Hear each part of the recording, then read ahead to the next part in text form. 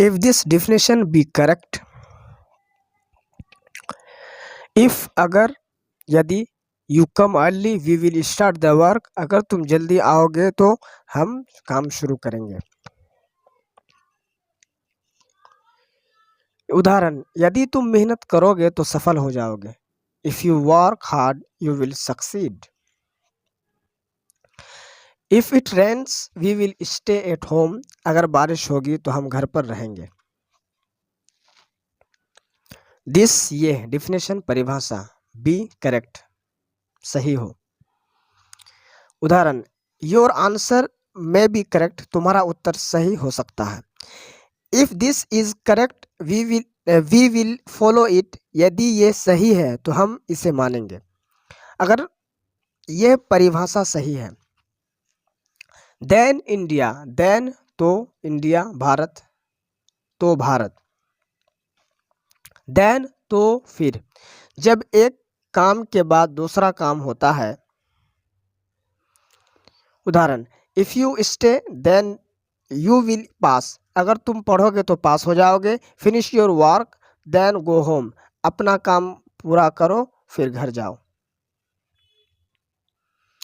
As so many writers have shown, so many बहुत सारे writers लिखने वाले लोग, have shown दिखाया है, बताया है। अर्थ, जैसा कि बहुत से लेखकों ने बताया है।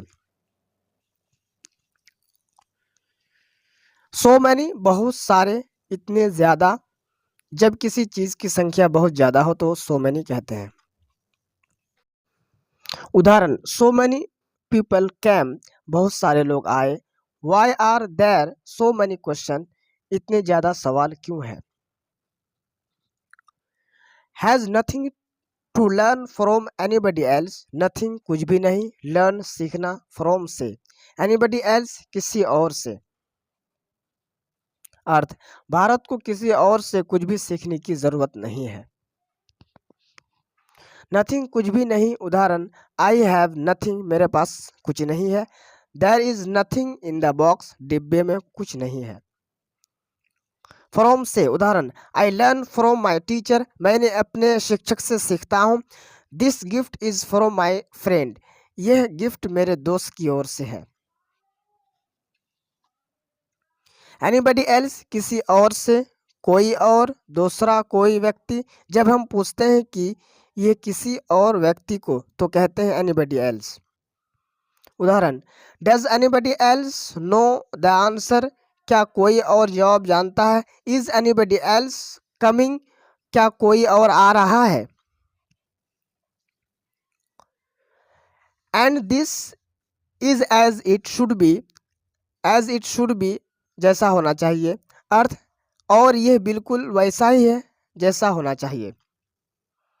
एज इट शुड बी जैसा होना चाहिए, जैसा होना चाहिए वैसा ही। उदाहरण, the room is clean as it should be, कमरा साफ है जैसा होना चाहिए वैसा।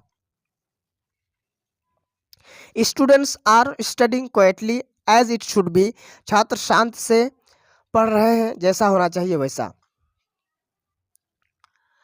The teacher is respected as it should be, शिक्षक का सम्मान होता है जैसा होना चाहिए वैसा। एज इट शुड बी, जो सही और ठीक है वही हो रहा है। अगर सिविलाइजेशन की ये डिफिनेशन भी करेक्ट है, देन भारत को किसी और देश से कुछ लर्न की जरूरत नहीं है। जैसा कि कई राइटर्स ने बताया है और ये बिल्कुल सही बात है।